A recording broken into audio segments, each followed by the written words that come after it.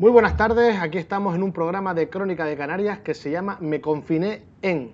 Esta vez nos encontramos con Dailos Marrero, que es un gran canario, ingeniero superior en telecomunicaciones por la Universidad de Las Palmas, que desde el 2008 ha ido viajando por muchos países, ha estado en Emiratos Árabes y ahora se encuentra en Alemania.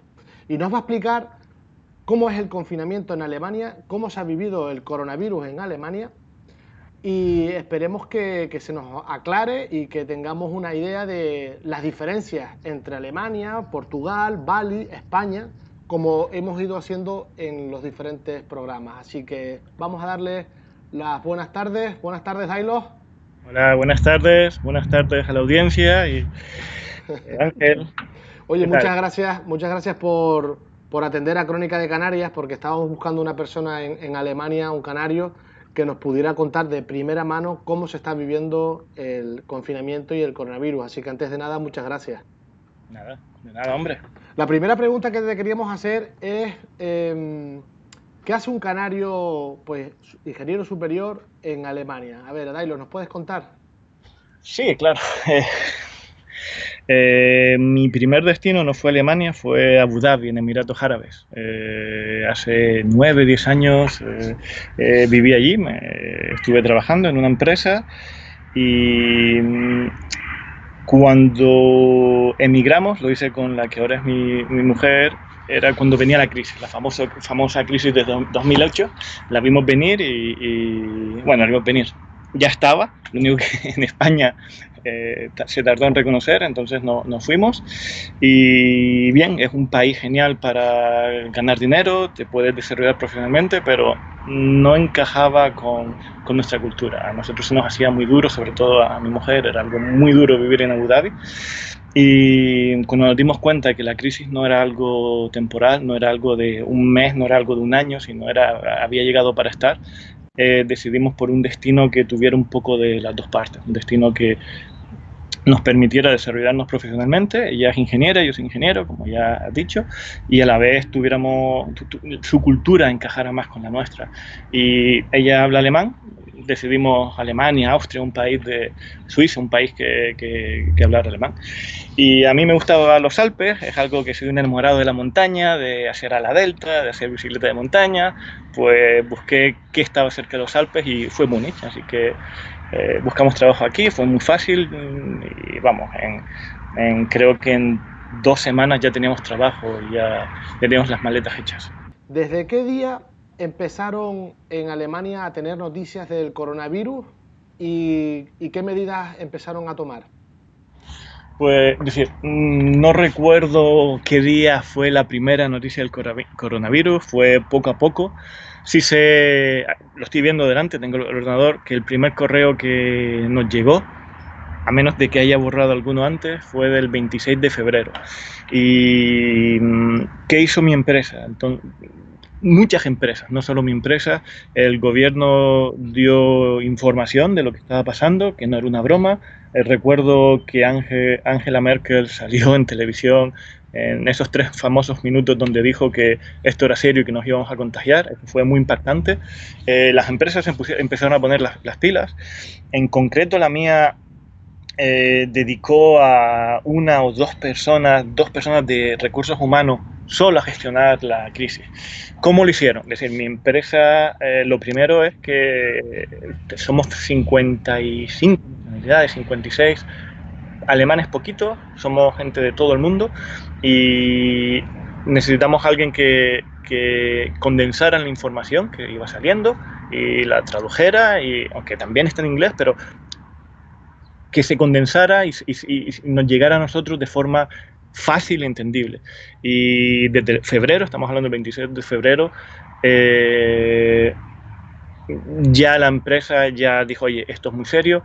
Pusieron mascarillas, hicieron este grupo especial, mascarillas no, perdón, en ese momento lo que pusieron fue en la entrada, geles desinfectantes en los baños. Recuerdo algo que nos reímos mucho, pusieron carteles de cómo había que lavarse las manos. Y claro, estamos hablando de febrero, ahí no había pasado mucho aquí en Alemania. Oíamos las noticias de Italia, que era dramático, pero claro, aquí nos quedaba como, oye, igual El 26 de febrero este correo ya se empieza a hablar de que es serio, ya se empieza a aconsejar home office. Quien quisiera, yo recuerdo que la última vez que estuve en la oficina fue el 5 de marzo, si es un viernes esa semana, y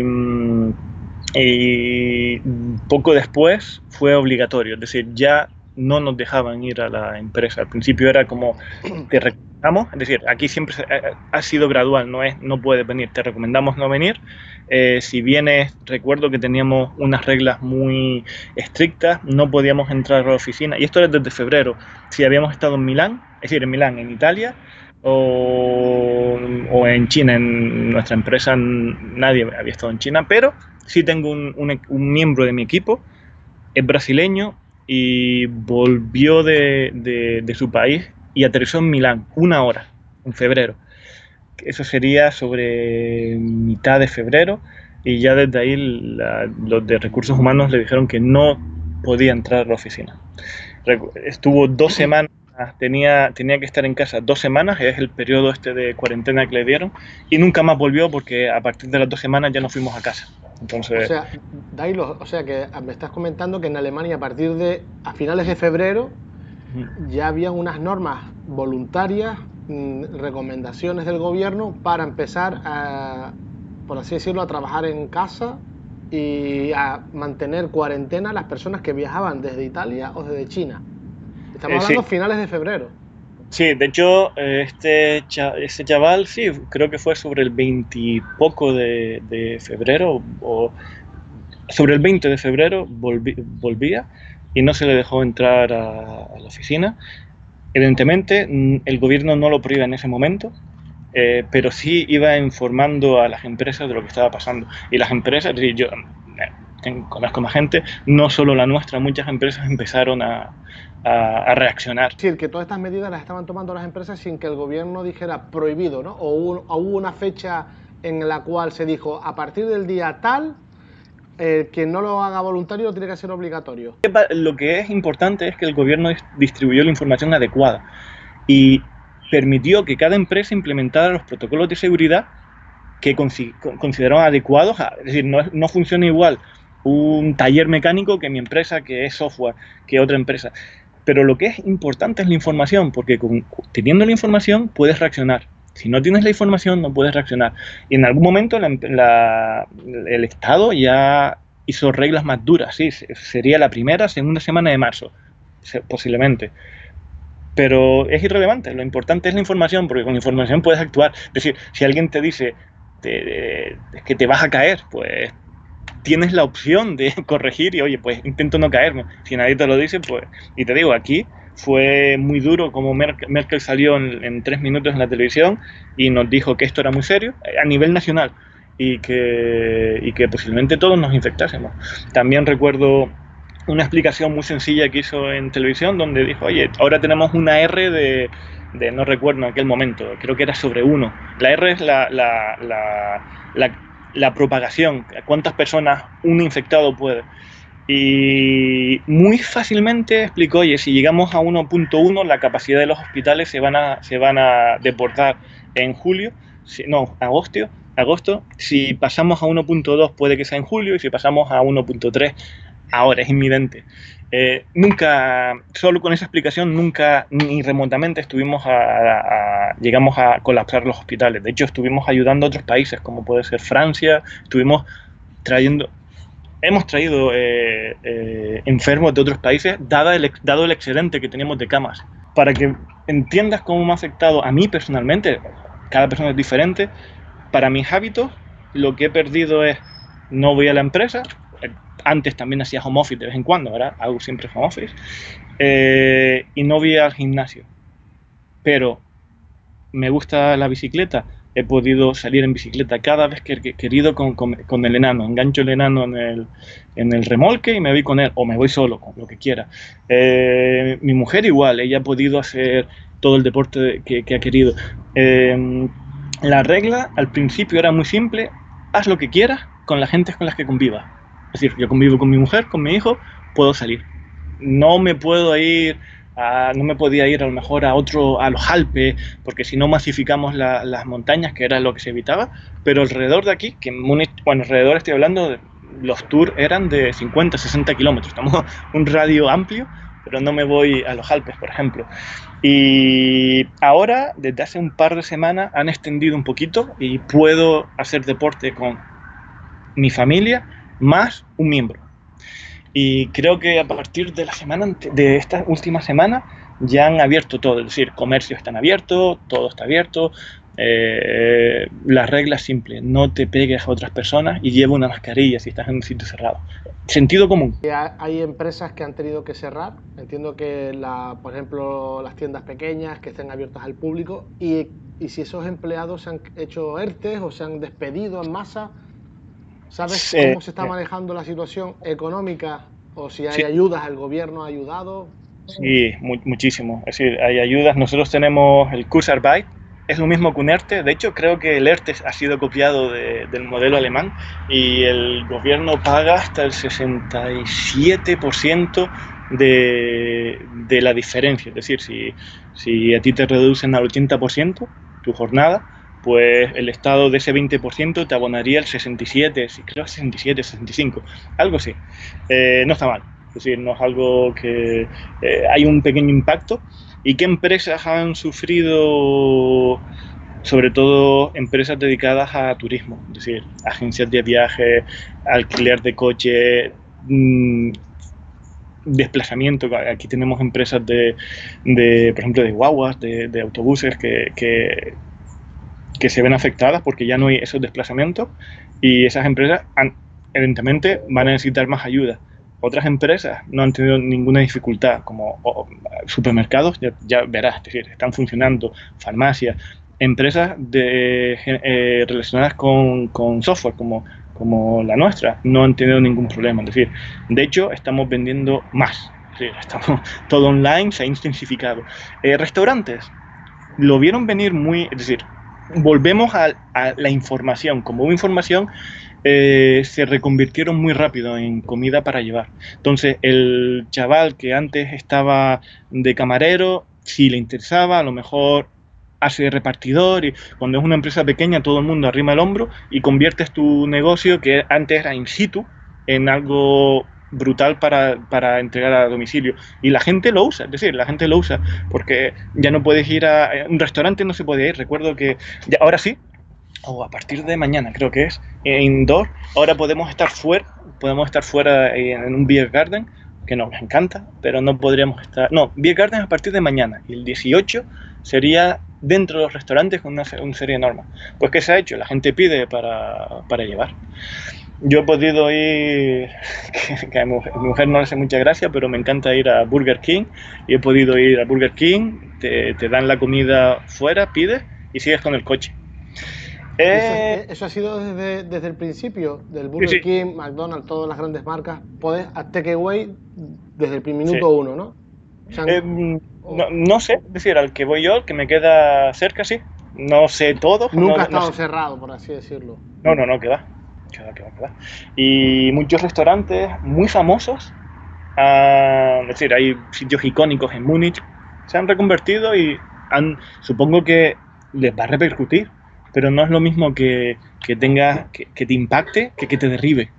Entonces, posiblemente, sin ser esos sectores que te digo, que agencias de viaje, que van a ser fuertemente golpeados, el resto de la economía sigue. La mía, por ejemplo, estamos contratando, estamos ampliando, porque necesitamos gente. Te iba a preguntar, Dailos, también una cosa sobre la sanidad.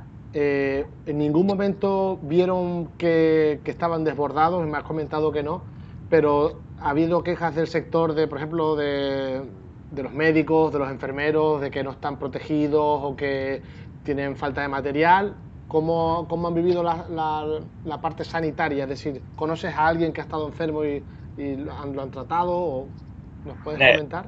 Sí, conozco uno de mis compañeros, está enfermo, se puso enfermo y genial, es decir, tenía síntomas, le hicieron la prueba, los síntomas no eran graves y decidieron que pasasen la enfermedad en casa, es decir, no lo hospitalizaron. Es decir, es un chaval joven, para él fue un poquito más que una gripe, y a los pocos estuvo bien. Se le monitoreó, es decir, no se le dejó a su suerte, sino se le hizo un seguimiento y comparar las quejas con España es un poco... va mucho en la cultura alemana, ellos se quejan por todo, es decir, los vecinos se quejan por todo, son más intolerantes a lo que no funciona. Nosotros en España tenemos una actitud más tolerante, entendemos que algo no funcione y como regla general, evidentemente. Y un ejemplo, ayer o antes de ayer hubo una manifestación en Marienplatz, 3.000 personas quejándose por el recorte de las libertades. Es decir, prácticamente no hay ninguna libertad recortada, es decir, como hablamos, el sentido común, aún así se están quejando. Los médicos no han tenido falta de ninguna... Es decir, no es que abunden, no es que naden en la abundancia, porque evidentemente a nivel mundial hay una demanda grandísima en el material, pero se hizo acopio desde enero. Sí, desde enero. Porque en enero fue cuando Merkel detectó, o en este caso es el Instituto Robert Koch, que está siguiendo es como el equivalente al equipo de Simón en España, aquí es el Instituto Robert Koch, y lo está haciendo muy bien. Y uno de los éxitos que tuvo el sistema sanitario es, en lugar de concentrar los test, lo que hizo fue que se hizo un sistema distribuido donde involucraron a los laboratorios privados.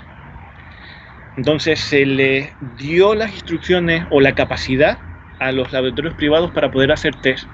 Y eso fue... Yo no sé de eso, yo sé de software, pero creo, por todo lo que he leído, que ha sido determinante. La gran diferencia por qué Alemania tenía un índice tan bajo no era porque se murieran menos, es porque testeamos más. Entonces, la relación entre positivos y muertes, si tú tienes muchos positivos porque has testeado mucho, evidentemente tienes pocas muertes. Es decir, es muy simple. Por así decirlo, la clave de Alemania ha sido la capacidad de hacer test, ¿no? ¿Tú has tenido la posibilidad de recibir... pero si te vas más atrás, no es la capacidad de hacer test, es cómo se usó los recursos, en este caso los laboratorios privados, para tener capacidad de hacer test. Es decir, tener capacidad de hacer test puedes hacerlo como a los brutos, es decir, intento conseguir test y que mi sanidad pública los realice, o ser inteligente y decir, oye, esto es serio, vamos a crear una red que pueda testear, no sé cuánto estábamos al principio, en 200.000 test semanales, y ahora lo estamos subiendo, creo, a 500.000 semanal. Es decir, 500.000 test semanales. Estamos hablando de 500.000 test semanales, ¿no? Al principio creo que estaban en 160, después se subieron a 200 y creo que el objetivo son 200.000. Creo. Es 200.000, pero 500.000. ¿Tú has recibido test o tu empresa se han hecho test o solo el que lo solicita? Sí, mi empresa, ante las personas que han tenido síntomas, han llamado y se les hace un test. Yo no tengo síntomas, no considero una responsabilidad pedir que me hagan un test. Pero sí, si tienes síntomas, te piden que llames y vienen a tu casa a hacerte los test. Cosas que ha hecho mi empresa, por ejemplo, y muchas empresas, no solo la mía, compraron vacunas. Aquí es gratuita, es la vacuna de la gripe, pero aún así, debido a la información, compraron sus vacunas y de forma voluntaria, quien quisiera se las podía. ¿Para qué? Si sabes que no tienes gripe y tienes síntomas, posiblemente tengas el coronavirus. Entonces, lo que hicieron es nos vacunaron de la gripe normal para poder diferenciar los casos. Entonces, yo ya sé que estoy vacunado de la gripe normal. Si tengo síntomas de gripe, síntoma, podría ser gripe también, pero es más probable que diga, oye, cuando vaya a llamar, mira, tengo síntomas y estoy vacunado. No cojo la gripe.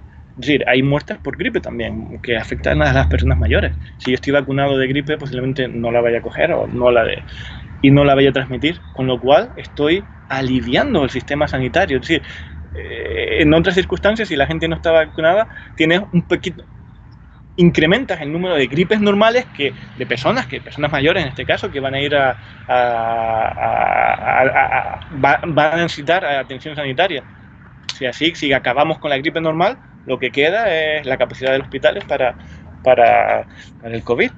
Para finalizar, nos gustaría saber un poco, ya que hemos hablado de varios aspectos sobre la previsión, los test y el tema de la información, ¿nos podrías hacer un resumen de cómo lo ves tú, un canario que vive en Alemania, el éxito que ha tenido pues la gestión alemana, en cuáles han sido las claves con respecto a lo mejor a lo que está pasando en España? Sí, es decir, yo también leo prensa española, evidentemente, y me resultaba chocante. De hecho, con la familia les pude prevenir, oye, lo que viene es serio, tienen que estar preparados. Les dije, vacúnense, vayan al centro de salud, vacúnense, todas las medidas que se aplicaron en mí. Y eso es lo que me chocaba, es decir, me chocaba como en aquel momento cuando leía la prensa española, la información no fluía, lo que veía en aquel momento estaban con el tema de la ley de libertad sexual, si no me equivoco, y también estaba enmarronado con el tema de independencia, y no veía en la prensa española ninguna, es decir, algún que otro artículo, pero no veía la importancia. Y después veía lo que estaba pasando aquí, todo el mundo preparándose para la hecatombe, y no me... es decir, hablaba con mi familia, pero ¿qué pasa? Que no reaccionan, que la que viene, que eso es una gripe. Y yo, ¿qué coño una gripe? Y claro, entonces me costó más de una llamada con ellos, hacerles entender lo que venía. Y eso es la primera de los factores, la información. Si me estás preguntando por qué ha hecho que Alemania lo lleve tan bien, y de entrada la información, es decir, la ciudadanía sabía desde el principio que esto era serio y que teníamos que ponernos las pilas y arrimar el hombro todo. No hubo dobles mensajes, no hubo infantilización de la población. Te digo, los mensajes fueron muy duros y la gente se concienciou. Eso es la mitad de la batalla, es decir, que desde el principio estamos hablando desde febrero, las empresas, y en general la ciudadanía se dé cuenta de que nos vamos a hacer frente a algo importante. Lo segundo, lo que te decía, la capacidad de hacer test, creo que ha sido brutal, que desde mitad de enero o principio de febrero, pero creo que es mitad de enero, se habilitaran los laboratorios privados para crear esa red de testeo, que ha sido brutal. Y yo creo que esas dos es clave. Si tú le ocultas la importancia o las cifras o infantilizas a la población y en España creo que es lo que pasaba, es decir, no sé, veo la prensa y muchas veces están hablando están intentando no darle la gravedad. Entiendo que piensan que si le dan la gravedad que tienen, tendría un efecto político, pero es que no dársela tiene un efecto peor, que es un efecto real en cómo la población se lo toma. Entonces la población tiene que entender, si no estamos hablando de alarmismo, pero la información que se tenía, darla de forma real. Otra cosa es que el gobierno ignorara o tampoco lo tuviera claro, entonces no puedes hacer nada, pero aquí desde luego sabía. Y estamos cerca de Italia, es decir, pasas Austria y estás en Italia, hay vínculos con Italia, y creo que en España también hay vínculos con Italia, y lo que estaba pasando en Italia se vio, es decir, no es algo que... Me hizo gracia uno de los grandes errores, que fue anunciar las medidas sin tomarlas. Es decir, en España creo que se anunciaron las medidas un viernes y se tomaron un lunes. Pero es que la semana anterior habían hecho lo mismo en Italia. Pero la diferencia fue que fue la prensa la que filtró las medidas. Y lo que pasó en Italia fue muy gracioso. Estaban con el Tour de Francia o el Tour de... No sé, estaba en que es que se filtró en la prensa y todo el mundo salió de la zona norte de Italia, se fue a ver a su tía porque sabían que lo iban a encerrar. Que fue como romper el avispero y salieron todos de... Y nosotros no solo es que que hicimos lo mismo sino peor. Es decir, nosotros es que ni siquiera fue una filtración de la prensa, nosotros lo dijimos en televisión, oye, que los vamos, no puedes, cuando vas a confinar a la población tienes que hacerlo sin avisar, porque si no pierde el sentido que tiene confinar a la población, es que no sé, pero bueno. Pues sí, pues Dailo, la verdad que gracias por la contribución, la verdad que creo que se queda bastante claro en cómo ha actuado Alemania frente a la crisis del coronavirus. Y solamente desearte mucha suerte, a seguir bien y a disfrutar ahora de los Beer Garden. Sí, ya, se verán mañana, empieza la temporada. Por cierto, que se pasa muy bien. Sí, dime. Nos cancelan Oktoberfest. Eso sí se cancelan el Oktoberfest, ¿no? Sí. Esto no tiene sentido es decir, sería ridículo. Nos cancelan el Oktoberfest y si alguien estaba estaba pensando en Oktoberfest, no hay Oktoberfest este año. ¿Y el gobierno alemán cuándo prevé la normalidad o la nueva normalidad? No sé si ahí se habla de nueva normalidad o a finales de año, a principios del año que viene. ¿Se sabe alguna fecha? No, es decir, no lo saben porque nadie lo puede saber. Es decir, y nos lo transmiten así, no nos intentan dar una falsa esperanza, nos van dando los pasos que se van tomando y nos dan las razones por qué se toman. También lo que sabemos es que si no funciona, se puede volver hacia atrás. Entonces, de momento ahora estamos, desde hace 2 semanas o 3 semanas, Eric puede ir a la guardería, para nosotros es un alivio, y al niño en la guardería. Sé que ahora una de las de los principales problemas del gobierno es cómo abrir las escuelas. Entonces están haciendo un sistema mixto para intentar abrir las escuelas. De entrada, la gente que tenga exámenes, por ejemplo, que pasan como nuestra selectividad, están priorizando esos alumnos. Y las empresas lo que han hecho es adaptarse, es decir, es muy fácil, es evitar el contacto entre personas. No es entonces, y las empresas adaptadas. ¿Y cómo se evita el contacto en los niños? Porque claro, dejarlos en la guardería, ¿cómo se está haciendo en Alemania? En este caso, eso sí, me ha tocado de cerca. Al principio, aquí no se hablan de fases, te dan diciendo, oye, mira, ahora solo los niños de personal sanitario tienen derecho a guardería. Entonces, si tu padre es un médico, eres indispensable. O si los dos padres trabajan en infraestructura básica. Entonces, infraestructura básica es algo como los dos son policías o los dos se dedican a infraestructura de telecomunicaciones, como mi mujer. Eso fue la primera 4 semanas. Después se abrió un poquito. Oye, ahora si un padre trabaja en infraestructura básica, como en el caso de Aida, entonces ya nuestro niño puede ir. Ahora se ha abierto más, y están abriendo por fases, y lo que hacen es mantener los grupos aislados. Es decir, en la guardería tú tienes, o Eric tenía actividades en su grupo, y después actividades en conjunto con todos los niños. Eso ya se suprime y Eric siempre está con los mismos niños y con su profesora. No hay relación. Hay un riesgo de contagio, sí, de 3 niños, porque él está siempre con 3 niños. Son los 3 niños y una cuidadora. Entonces se minimiza el contagio a 3 niños. Con lo cual, si pasa algo, es rápidamente notificable y la familia se puede... No es una guardería de 50 niños todos juntos. Pues muy bien, Dailo, pues muchas gracias por atendernos y a seguir bien en Alemania. Venga, un abrazo. Un abrazo, gracias.